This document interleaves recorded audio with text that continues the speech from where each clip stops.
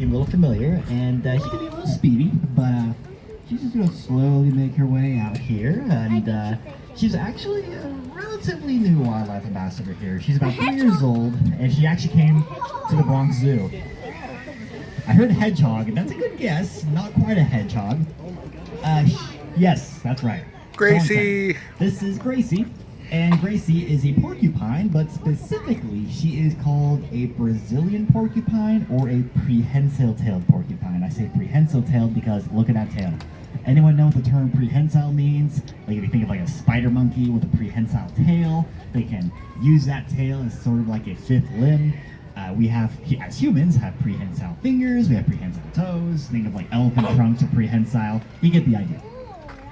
Being a prehensile-tailed porcupine, she has a prehensile tail, and pay attention to how she uses it when she's moving around or when she's at a standstill. Sometimes she'll just kind of like leave it kind of hanging behind her, or she'll kind of carry it up in the air to kind of help her balance. But then sometimes she will very much use it as a fifth limb. She will wrap it around branches to kind of support herself.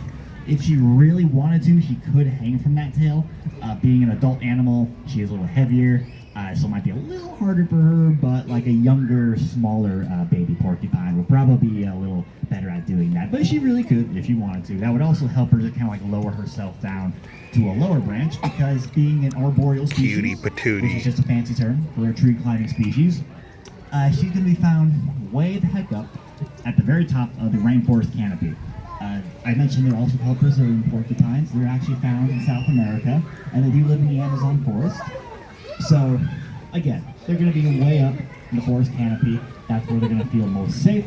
So they're very adapted to living in the trees. So they're able to climb the branches. They use that tail to support themselves or to hang on things. So she's also got those claws on her front hands and her rear feet, which are also good for gripping onto things. Now, as you watch her eat, as Caitlin's handing off some of her favorite snacks, maybe pay attention to how she's holding her food. Sometimes she'll be holding that feeder cup, but if she has a larger item like a nut or just a big piece of yam or something, she might be holding it up to her face. Does that remind you of any other animals? You may have actually seen them running around freely here at the zoo. Yes, there it is. So, squirrels, and even like rats and mice, hold their food in a very similar way. That's because porcupines are actually a type of rodents, believe it or not. So, very similar adaptation. And if you're up close to her, or if you manage to get a close look, you'll notice she's got those bright orange teeth, which is also a very signature rodent thing. Like any other rodent, her teeth are going to be growing continuously throughout her life. So she's always got to be chewing down, munching on things to make sure that they don't grow too long, because if your teeth grow too long, then you can't even open or close your mouth, thus you cannot eat, thus you're probably going to starve. So as rodents, it's always important to be chewing on things, but they need those teeth to constantly be growing because they are chewing on like things like nuts or bark, really tough, hard things that you just need really strong teeth. Ooh, there we go. So there it is. She's hanging out for us. We haven't been able to get her to do that on stage. Let's see how she's got her feet can turn the other way. Again, notice how she's using that tail to kind of anchor herself in place. So pretty cool. Good job, Caitlin. Good job, Gracie. And again, she's gonna munch down some corn. Right now, Caitlin's giving her some corn. Looks like some peas. Sweet potato. She'll also take various greens like romaine lettuce. Cute little standing behavior there as well. She gets a special type of gel and a special type of rodent biscuit. Out in the wild, she would be eating mostly plant material. They are herbivorous. Just like nuts, maybe some fruits. Porcupines especially, they like to eat bark, but not like the outside bark that you might see on these branches here. Underneath the bark on a healthy living tree is the cambium, which is kind of like the younger, fresher, more nutrient-rich bark. So they'll actually peel that bark back to get to the cambium to eat. That's their favorite part, but they're mainly going to be eating plant material, like I said. And also, if you take a look at that big old snoot of hers, it is as soft and squishy as you can imagine. That is going to be her primary sense, her sense of smell. Now, she's a nocturnal animal, which means that she's going to be awake during the night, and she's going to be sleeping during the day. Now, it's daytime right now, and she's awake, but as an ambassador wildlife, they're used to being awake during the daytime, during presentations like these, but as soon as we take her back home, she's gonna go take a power nap before she wakes up again tonight. So, being nocturnal, she's gonna be awake. at nighttime. Us humans and many other animals, we are diurnal, which means we're awake during the daytime. Figures. So, nocturnal animals, I don't know how many of you folks have like tried navigating your home like in the middle of the night, like if you have to go to the bathroom or you want a midnight snack and you just kind of navigate without turning any of the lights on. You might be able to navigate your own home because you might know where your furniture is, you might bump into a few things, but imagine doing that like your entire life. You can't see anything. That's not to say she can't see at all. Obviously, she knows where she's going. But at nighttime, you know, some animals do have night vision. Gracie, she doesn't have the best vision compared to a lot of other animals. She can hear fine, but again, she's going to be relying on that sense of smell to be getting around. It's a very strong sense of smell. So, probably the most obvious thing about her that I haven't even talked about yet, the quills. So, how many of you would want to cuddle a porcupine? If you raise your hand, you're insane. Okay, please don't actually do that. But porcupines are covered in tens of thousands of quills all over their body. Those quills are actually technically a highly specialized type of hair. So if you imagine like the hair on your head just being covered in quills, they're hollow, so they're very lightweight. And for the quills, they are actually barbed on the ends. That means there's like a little microscopic hook on the very end. They also We're closing our minds because it's so tasty. How many of you folks think that porcupines can shoot their quills out? Okay, a few hands. Okay. They do not. Thankfully.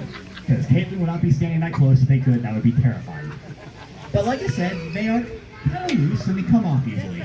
That's because if you're living in South America at nighttime, where you have to deal with predators like jaguars or ocelots, maybe even larger snakes, those are pretty scary animals. But if your entire body is covered in spikes, essentially, and if an animal comes in contact with your body, they're going to get a faceful or a handful of those nasty quills. Those hooks on the quills will help them dig into the skin of the attacker. And that cute belly. I like it. Now, not only is it painful and unpleasant, easily prone to infection. If you are a wild animal with a nasty bacterial infection, that's really bad and you could actually die from that. And there are some predatory animals that have died from porcupine quills. Have any of you been to urban jungle yet where you saw our African crested porcupines? If you do see them, they're actually much larger, but they only live on the ground. But if you see their quills, they are crazy long. African crested porcupines, they live in Africa. They have to put up with lions and leopards and hyenas, so they have to be fully equipped to deal with that. In fact, the African crested porcupine, when they feel threatened, will literally charge backwards at a predator. Pretty crazy. Gracie here, or prehensile tail porcupines, if they feel threatened, they'll kind of want to just like run up a tree to get away, but if it comes down to like, you know, you're cornered, you're facing a predator, she'll layer up her quills, make them stand out, one, to make herself look bigger, but also to kind of advertise to the predator like, hey, are you sure you want to do this? You're going to regret it. Also look at the color of those quills, that black and white coloration. Think of like the poison dart frogs maybe you see here at the zoo, or like monarch butterflies. They have very vibrant, bright colors. That's to advertise to potential predators, I am highly poisonous, or I taste really bad, you do not want to eat me. Now, Gracie here is not poisonous, also that'd be really scary, but those quills, they stand out from that coloration. Think of like a checkered flag at a racetrack, how that really stands out. It may seem a little counterintuitive, because in the rainforest you want to hide from the predator, but in this case it's to say, hey, you do not want to mess with me, you are going to regret it. Also, they smell terrible. No offense, Gracie. So if you have something on the menu that's covered in spikes and smells like body odor, you're not going to want to eat that. So a couple of hands, I think, for questions? Yes, there's a question. How long does it take to replace the quills once she has exhumed? How long does it take to regrow the quills? That's a good question. Honestly, I would equate it to like growing hair on your head. Again, it's just a specialized hair, so everyone's a little different. Some people grow their hair quickly, some don't. In the case I want my porcupine, snacks. I can't give an exact number, but I would assume quickly because they have to protect themselves. Is it more, do they expend all of their quills at once for a defense mechanism? Or are they able to do it multiple times?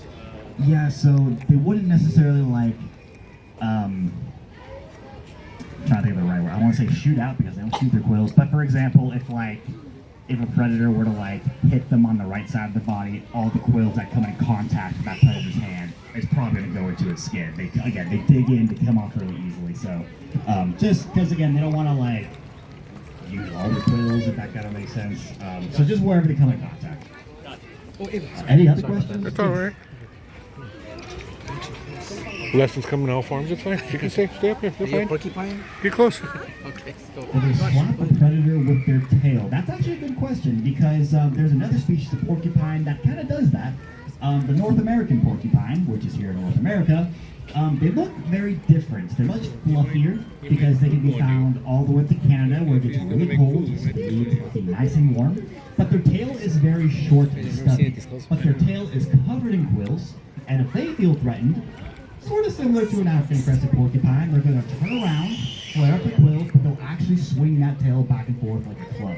So there's another species that kind of does that, but if you look at her tail right now, there actually aren't any quills on the very end. She's going to be using that quill to grab onto things, and if it were covered in quills, she wouldn't really be able to do that. That would be like having quills on the palm of your hand and on the bottom of your feet. You're just going to quill yourself when that happens. So quills don't actually grow on her tail. But good question. What about you?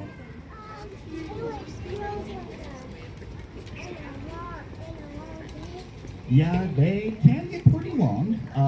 If you look at different parts of her body, like maybe on top of her head, her quills may not be nearly as long. But on her back, you can see how much longer they are. Just depends. But yes, they can grow quite long. I would say even like as long as my index finger for some porcupines. Do you have any other Brazilian porcupines? Other Brazilian porcupines. We do have, let's see, I almost said 3. We have 2 right now. Gracie here actually has a boyfriend. His name's Picante. And they do live together, and they have actually had one baby. And his name is Paquito. And Paquito, fun fact, when baby porcupines are born, they actually do have quills, but they are soft. Within like an hour of being born, those quills are going to get really hard though. She's like, I'm not ready to go in. She says, no, I don't want to go in. But when Paquito was born, he was actually a cute little fluffy red ball because their fur is bright orange or bright red. And they actually are pretty She doesn't want to go in yet. When they're first born. They already are able to walk around. Don't worry, buddy. I'll get to you in a second, okay? But mother will actually leave baby porcupine in a tree by himself. She'll go off to find food, and little baby Patiently knows waiting she's for her to go and in. wait for mom to come back. Now, when Paquito was born, Gracie was trying to raise the baby, but being a new mom, she quite wasn't able to. And then she nurse hits her him correctly. end of show So we have our neonatal treat. team here at the zoo who help take care of baby mammals that are struggling, or maybe for first-time moms that still aren't used to raising babies, and they stepped in, did some supplementary feedings, and Gracie eventually was able to figure out how to properly nurse her baby. And while Paquito isn't here at Basecamp, he does live over at Animal Africa Rocks Encounters. I can't talk today. But he lives over at Africa Rocks Encounters as a wildlife ambassador as well.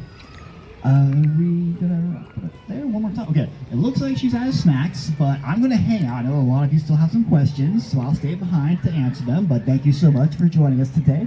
We hope you enjoy the rest of your stay here at San Diego Zoo. Take care now. Bye bye.